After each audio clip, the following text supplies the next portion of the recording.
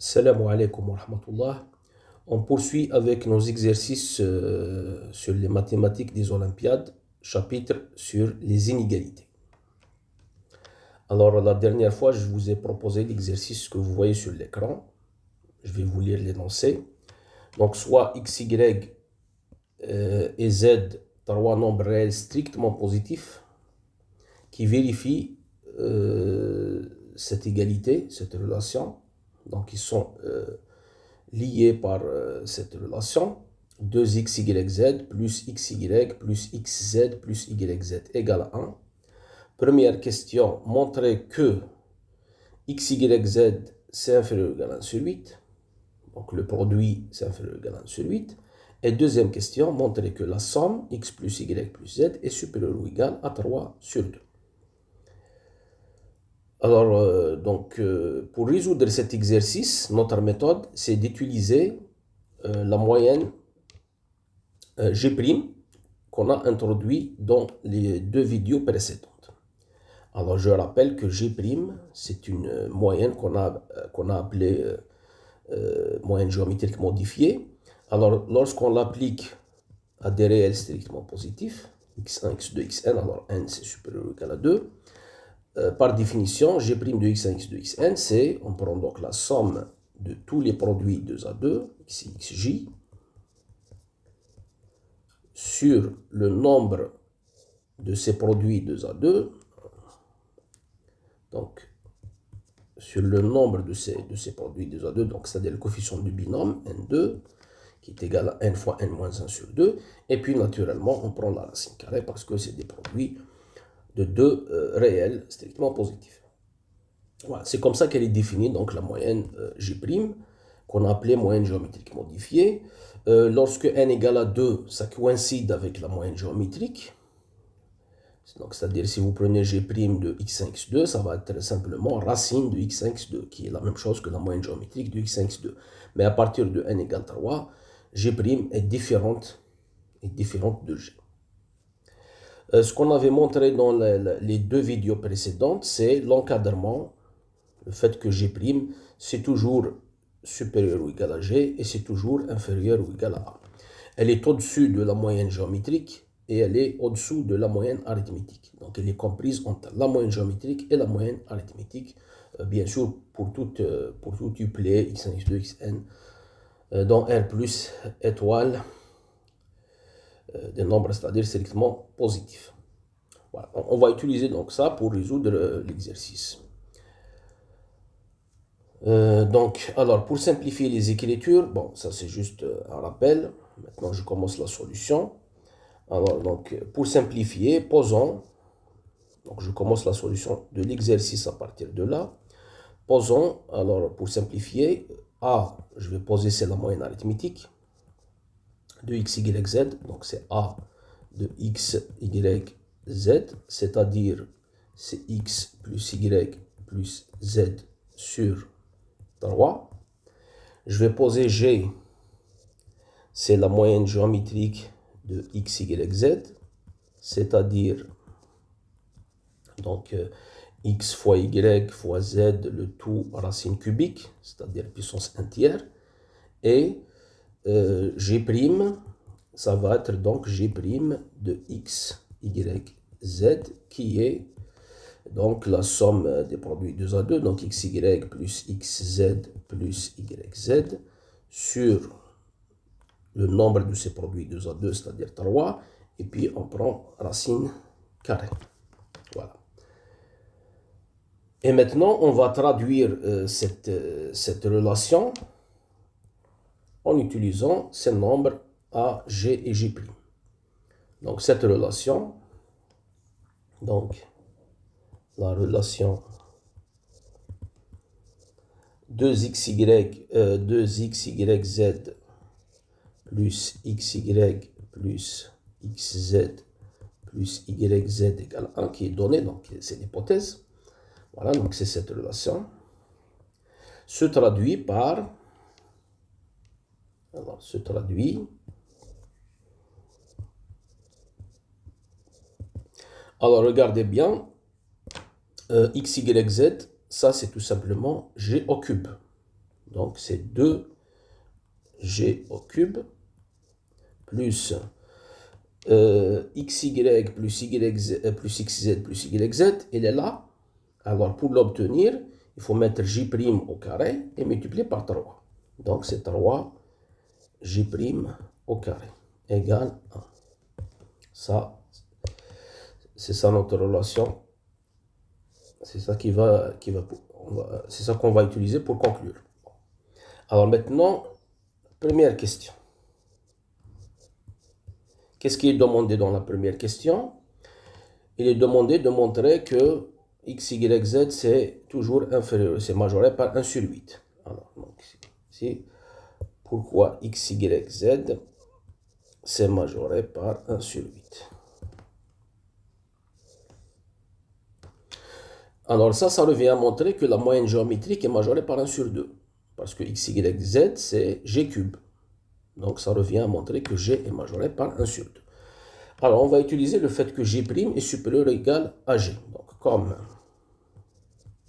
g', on avait dit que g' est situé entre moyenne arithmétique et moyenne géométrique. C'est-à-dire supérieur ou égal à g et inférieur ou égal à a. Comme g' est supérieur ou égal à g, on va donc insérer cette inégalité. On va l'insérer ici. On a donc 2g cube plus 3g' carré, qui est égal à 1, d'une part. Il est donc supérieur ou égal à 2g cube plus le g' carré, donc c'est supérieur à g carré. Donc ici, 2g cube plus 3g carré.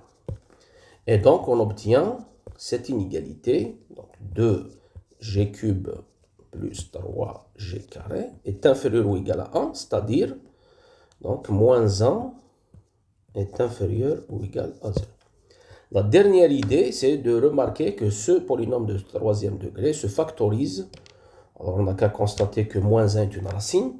Alors, on va le factoriser et en faisant des calculs, on va voir que se factorise donc g plus 1 au carré fois 2g moins 1.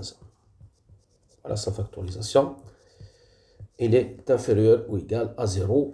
Maintenant, comme g' plus 1, g plus 1, g c'est positif, c'est strictement positif, plus 1, donc c'est toujours strictement positif, au carré c'est strictement positif, donc on va diviser sur ça, donc d'où 2g moins 1 est inférieur ou égal à 0, ce qui donne, donc g est inférieur ou égal à 1,5, donc d'où g est inférieur ou égal à 1,5.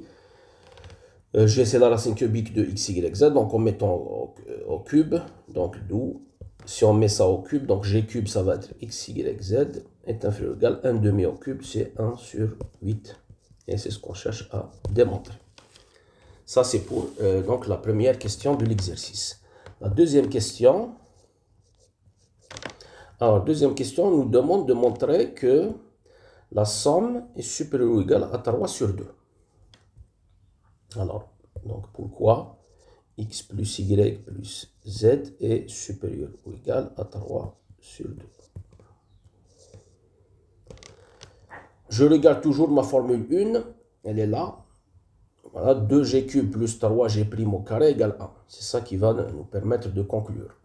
Et l'idée ici, c'est de dire que g, c'est majoré par a, c'est l'inégalité arithmético-géométrique. La moyenne géométrique est inférieure ou égale à la moyenne arithmétique. Et la même chose pour g', ça s'est démontré donc dans la vidéo précédente. On avait montré que g' c'est majoré par a. Et donc, on va majorer tout ça en fonction de a. Donc, alors, on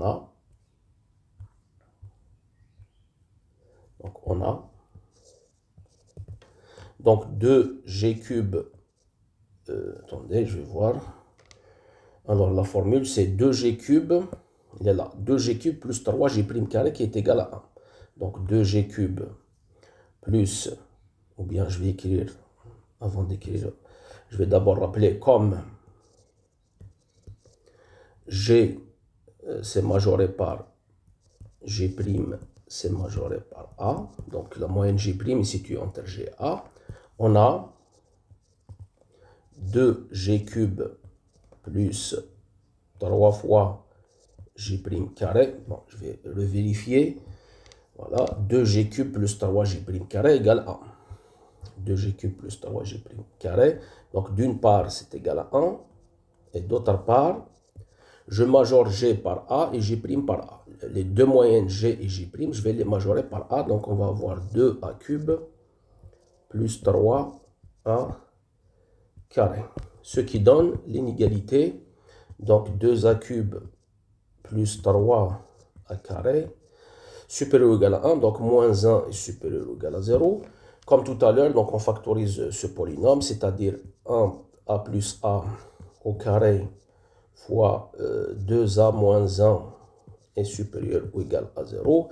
A plus 1 au carré, c'est strictement positif. On divise sur ça. Et donc, on va avoir donc 2A moins 1 est supérieur ou égal à 0. Et donc, finalement, A, c'est supérieur ou égal à 1 demi.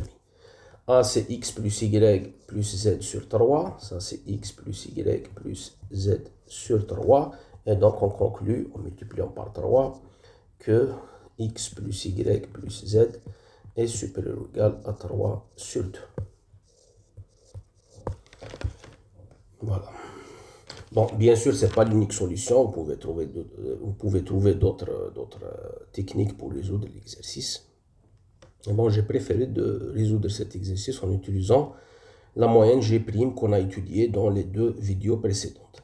Voilà, donc ainsi s'achève cette solution. Pour la prochaine fois, je vous propose un autre exercice, cette fois-ci un peu théorique. Une inégalité remarquable qui s'appelle inégalité de Karleman. Karleman qui a démontré donc cette inégalité en 1923. Une inégalité remarquable dans la littérature mathématique.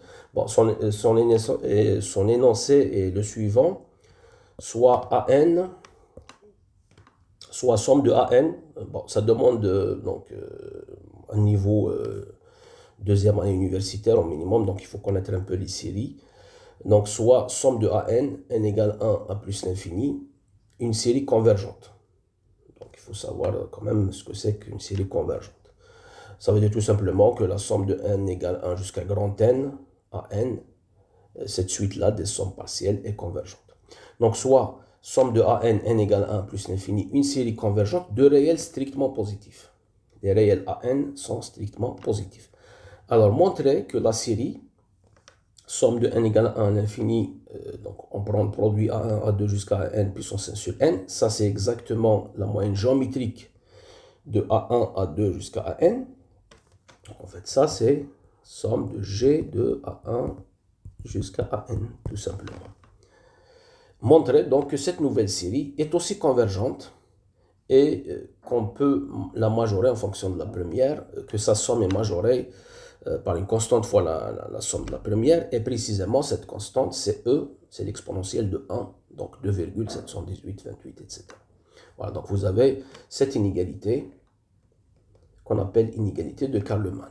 Somme de A1, A2, AN puissance 1 sur n est majorée par E fois la somme des AN. La démonstration qu'on va proposer, donc on suit cette indication, est due à Georges Polya. Georges Polya qui est... on en a déjà parlé de ce mathématicien dans les vidéos précédentes, lorsqu'on a présenté l'inégalité arithmético-géométrique. Donc l'inégalité à MGM. Donc on va suivre, on va donner sa méthode, la méthode de Polya. Voilà donc l'indication. Ça donc c'est ce qu'on va résoudre la prochaine fois. L'indication, donc bon, avant de donner cette indication, juste une idée. Alors la première idée qui vient à l'esprit ici, c'est de dire, je vais utiliser une égalité à MGM tout bêtement, directement à partir de là. C'est-à-dire, je vais dire que A1, bon, l'inégalité arithmético-géométrique, c'est G A1, A2, AN, c'est majoré par A, A1, A2, AN. Donc, si je l'utilise tout bêtement, donc je vais avoir somme de n égale 1 à l'infini, A1, A2, AN, puissance 1 sur n, c'est majoré par la somme de A1 plus A2 plus AN sur n. N égale 1 à l'infini. Mais le problème qu'on rencontre si on fait ça, tout bêtement, c'est que cette nouvelle série est divergente. Ça, c'est divergente. Pourquoi c'est divergente? C'est facile de le voir. Il suffit juste de minorer ça par la somme de A1 sur n. Minoration triviale. Donc, je minore A1 plus A2 plus jusqu'à AN par A1. Et ça, c'est A1 fois la somme de 1 sur n. Et la somme de 1 sur n, la série harmonique, ça, on sait que c'est divergente. Et donc, cette idée-là ne fonctionne pas. Donc, l'idée de Polya, bon, qui est donnée dans l'indication, c'est, voilà, donc on va suivre cette indication pour pouvoir conclure, introduire une suite de réels strictement positifs, lambda n, et appliquer l'inégalité arithmético-géométrique pour ces uplets-là. Donc, on ne va pas l'appliquer tout bêtement pour A1, A2 jusqu'à AN, mais on va l'appliquer pour les nombres lambda 1, A1, lambda 2, A2, lambda n, AN. Ensuite, à la fin, quand on fait les calculs, on regarde ce que ça donne, on choisit convenablement les lambda n pour pouvoir conclure, donc pour avoir la convergence déjà. Parce qu'ici, quand on fait ça, tout bêtement, on n'a pas de convergence. Donc, quand on introduit ces lambda i, donc on va y choisir pour avoir d'une part la convergence de la série, de la nouvelle série qui majore cette série-là. Et puis, on choisit aussi le lambda n pour avoir des calculs assez simples. Voilà. Donc, je vous laisse réfléchir sur la solution détaillée de cet exercice. Je m'arrête là. Je vous donne rendez-vous comme d'habitude. Une semaine, ça peut être 2 semaines. Voilà. Donc, portez-vous bien et à bientôt.